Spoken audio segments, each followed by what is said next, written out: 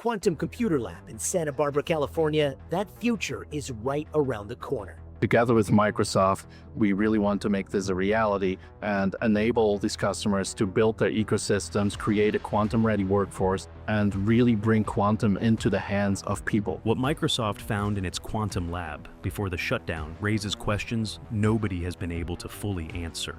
Not the physicists, not the journalists, not even the researchers who were inside the building when it happened.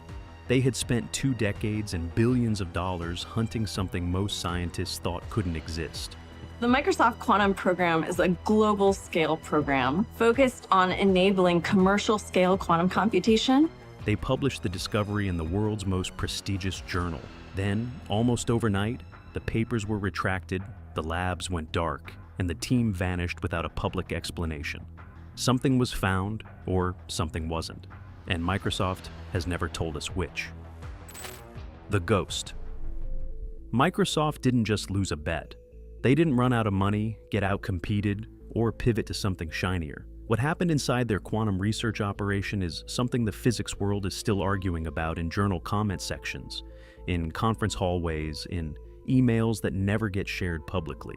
They were hunting for a particle, one with a name, a mathematical prediction dating back to 1937, and a property so strange it almost sounds fabricated. If it existed, and if you could control it, you would have a quantum computer so inherently stable, it would make everything Google and IBM are building right now look like a scientific rough draft. Our team at Microsoft has been able to take a subatomic particle that has only been theorized until now, and not only observe it, but control it, creating an entirely new material and a new architecture for quantum computing. They called the project their moonshot.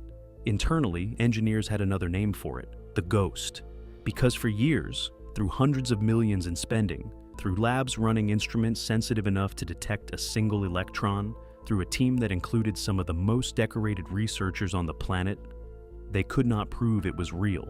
And then something broke. The landmark paper they published in Nature, the paper that was supposed to confirm everything, was retracted.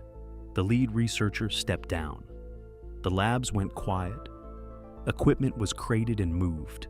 Early career scientists who had restructured their entire careers around this project found themselves without positions, without a roadmap, without an explanation.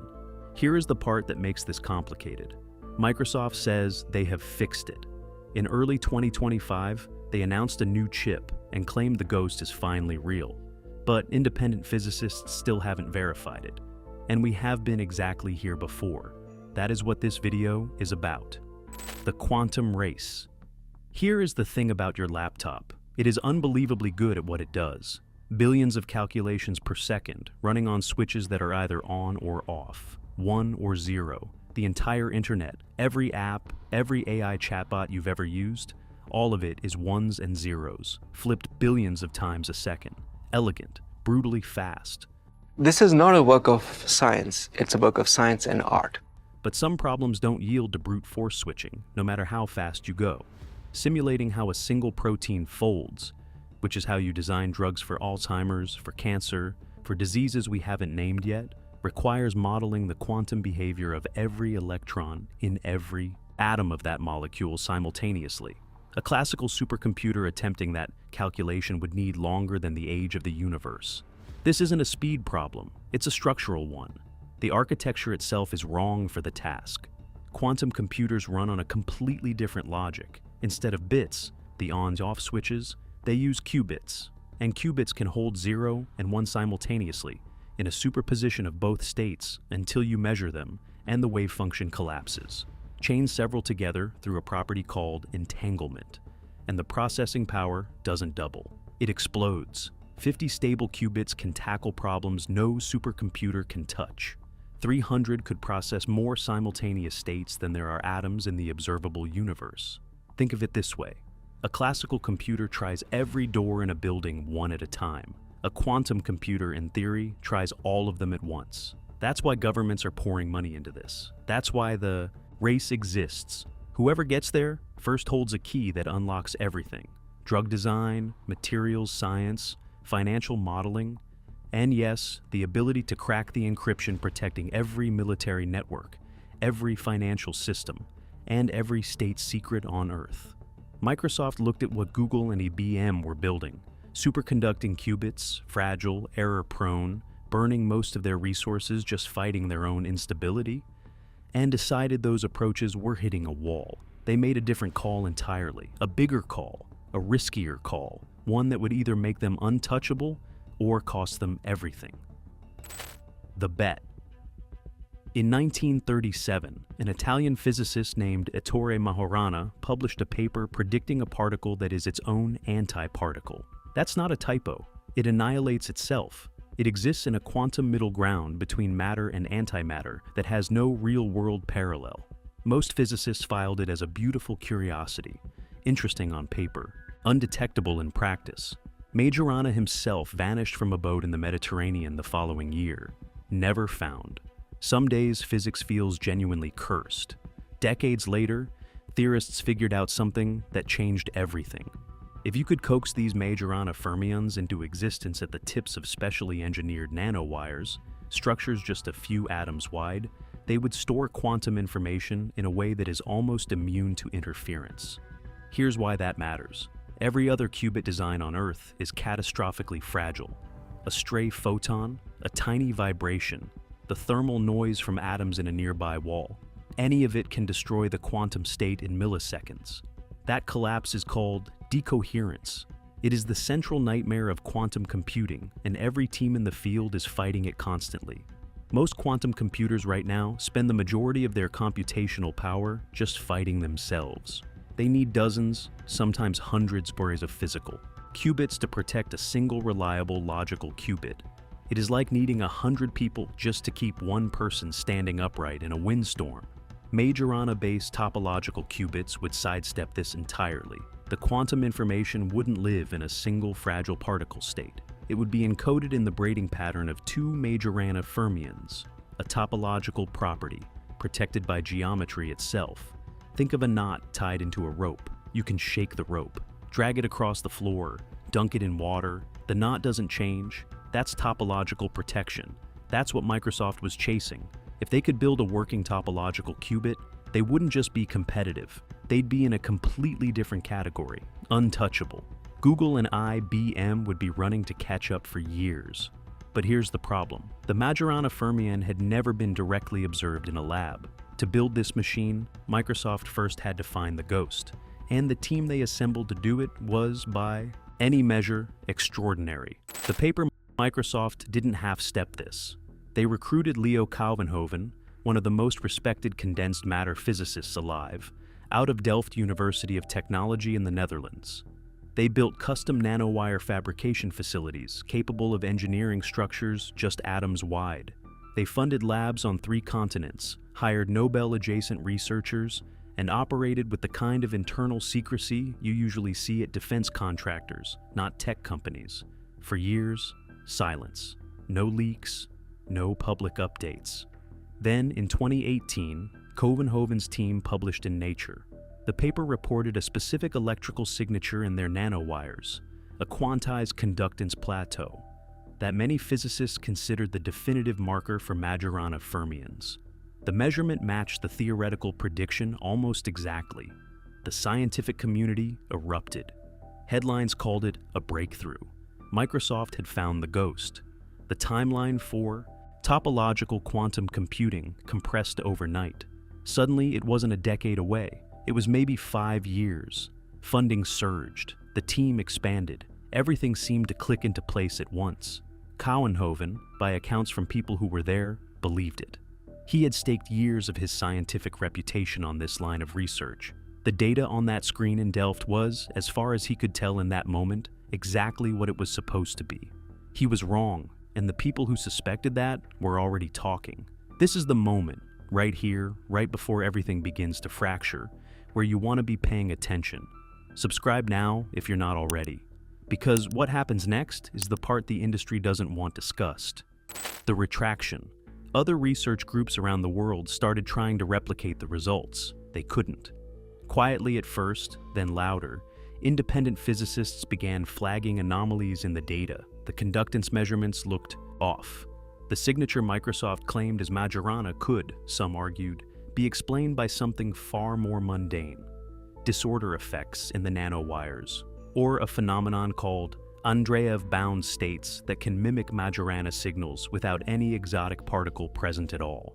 Inside Microsoft's own team, some researchers had been raising these concerns for months. They were sidelined. In 2021, it became impossible to ignore. Microsoft initiated an internal review, reportedly after members of their own team escalated concerns through internal channels. What that review found ended the chapter. The 2018 Nature paper was retracted. The retraction stated that the data hadn't been analyzed with sufficient rigor, and that certain data points had been presented selectively, in a way that overstated the evidence for Majorana fermions. In plain language, the conclusions had outrun the data. For a Nature paper, in one of the hottest fields in science, this was seismic. Kovenhoven stepped down from his leadership role. He had spent years building the infrastructure for this experiment: the nanowire fabrication protocols, the cryogenic measurement rigs, the international team. He left. Several senior researchers followed. The internal communications that later surfaced in the investigative science journalism described a team that had fractured long before the retraction became public. People who had raised concerns early, been overruled, watched the paper publish, and then watched it collapse. The dream hadn't just stumbled. It had been quietly cracking for years before anyone outside the building knew.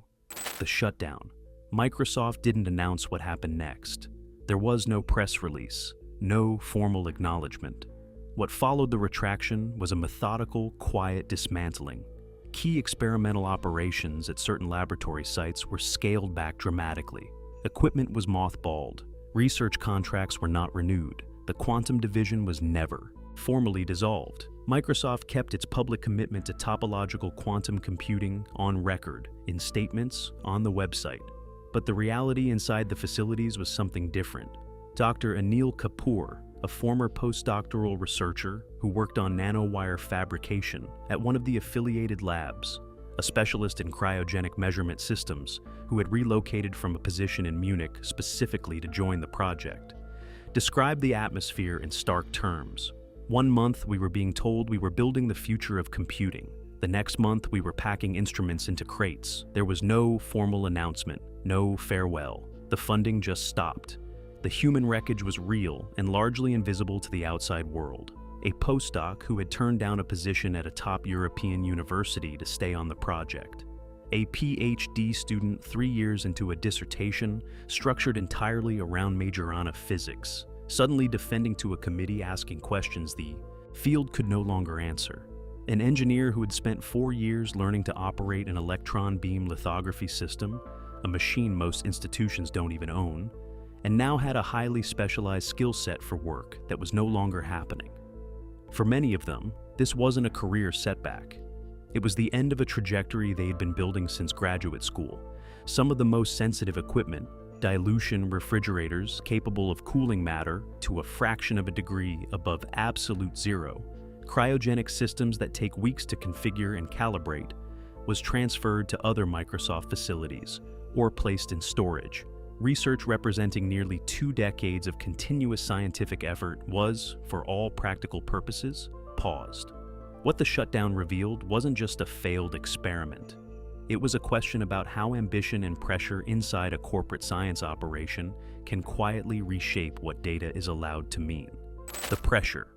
The Majorana fermion. The controversy didn't happen in a vacuum. It exposed something that runs through the entire quantum computing industry like a fault line. The field operates under extraordinary pressure. Governments worldwide are pouring billions into quantum programs, driven by a specific fear. If a hostile nation builds a large-scale quantum computer first, it could theoretically crack the encryption, protecting military communications, financial infrastructure, and classified intelligence networks. The stakes aren't academic, they are existential. That pressure creates an environment where the temptation to overstate results, to interpret ambiguous data in the most favorable direction, becomes almost structural. Research teams know that funding, careers, and institutional prestige depend on visible progress, And in a field where the underlying physics is still not fully understood, where measurements are so sensitive that the act of measuring can disturb what you're measuring, the line between genuine discovery and optimistic interpretation can become genuinely difficult to locate. Microsoft's experience wasn't unique. Google's 2019 claim of quantum supremacy, the assertion that their Sycamore processor had completed a calculation that would take a classical supercomputer 10,000 years, was immediately challenged by IBM, which argued that with optimized classical algorithms, the same calculation could be done in days, not millennia. The broader quantum computing industry has attracted over $35 billion in investment since 2015. Companies have gone public on promises of machines that, in many cases, still cannot outperform a standard laptop for any real-world practical task. The gap between what quantum computing promises and what it currently delivers is vast. And that gap has a cost that doesn't show up in press releases. The people who lose when that gap is papered over aren't the executives running the division. They're the physicists packing instruments into crates, the PhD students defending dissertations in a field that just shifted under their feet, the engineers whose specialized skills no longer have a program to belong to. Mirage? In early 2025, Microsoft made headlines again. The company announced Majorana 1, described as the world's first quantum processor built on topological qubits. The chip incorporated what Microsoft called a new class of material, a topological superconductor. And the measurements, they said, demonstrated signatures consistent with Majorana fermions, a genuine step forward by their account. The physics community's response was complicated. Some researchers welcomed the new data. Microsoft's methodology had visibly improved, more rigorous protocols, multiple layers of internal verification before publication, a more cautious framing of the results. These were not the same people making the same mistakes as 2018. Some physicists said so publicly. Others were not ready to move on. The history of Majorana fermion research, one theoretical physicist noted, is littered with premature announcements. The community wants to believe, Microsoft wants to believe, but wanting something to be true has never made it true in physics. What the field needs is independent replication by groups with no financial or reputational stake in the outcome. As of this video, that replication has not occurred. Majorana 1 remains a proprietary Microsoft system. The detailed experimental data has not been made fully available to the broader physics community for independent verification. So here's the question that actually matters. How many times can a company announce a breakthrough in the same field before the word stops meaning anything? And how do you tell the difference from the outside between a team that has genuinely learned from its mistakes and a team that has gotten better at presenting the same ambiguous data? The lesson. Here's what the Microsoft story actually is. Underneath all the physics, it's a story about what happens when the pressure to show progress meets the genuine difficulty of doing something that has never been done before. The mathematics of quantum computing is not in dispute. The theoretical case for topological qubits is sound. The engineering gap, the distance between what the equations say should be possible and what human hands can actually build, is where everything gets complicated and expensive and human. We have used quantum mechanics to build lasers, MRI machines, and transistors. We know the rules work, but a fully fault-tolerant quantum computer, one that can reliably outperform classical machines on problems that actually matter, remains today beyond reach. Not because the physics is wrong, because the path from theory to machine is harder than anyone publicly admits. The Majorana fermion may be real. It may be sitting right now at the end of a nanowire in a Microsoft lab in Redmond, waiting to be measured correctly, or the signals being observed may still be something more ordinary wearing exotic clothes. Nobody outside Microsoft's walls knows, and that opacity, that gap between the announcement and the verification, is the thing that should stay with you long after this video ends. The frontier of knowledge is not a place where progress is linear or announcements are reliable. It is a place where brilliant people work for years and are sometimes wrong, where the pressure to deliver results can quietly reshape what results are allowed to be, where the cost of a mistake is paid not just in dollars, but in careers, in scientific trust, in the credibility of an entire field. The signal, Right now, in a laboratory cooled to a fraction of a degree above the coldest temperature the universe allows, a physicist is watching a number appear on a screen. The number matches the prediction. It shouldn't be possible. And that physicist doesn't know yet. Nobody does. Whether they are looking at the ghost or the ghost of a ghost. That's the point. That has always been the point. We build these machines, these refrigerators the size of buildings, these nanowires thinner than a strand of DNA, these instruments so sensitive they can hear a single electron, not because we are certain of what we'll find. We build them because we cannot stop asking, because the question is older than Microsoft, older than quantum mechanics, older than the name we gave the particle. What did Microsoft find in its quantum lab before the shutdown? The honest answer is, we still don't fully know. The data was sealed, the team was reassigned, the next announcement has already been made, and the independent verification is still pending. That uncertainty is not a failure of science, it is science. The exact, uncomfortable, ongoing process of not knowing and refusing to pretend otherwise. Microsoft's lab may have gone quiet. The question it was built to answer has not. If this story matters to you, not just as a tech story, but as a story about how we pursue knowledge and who pays when we get it wrong, subscribe. Every video we make lives at this edge.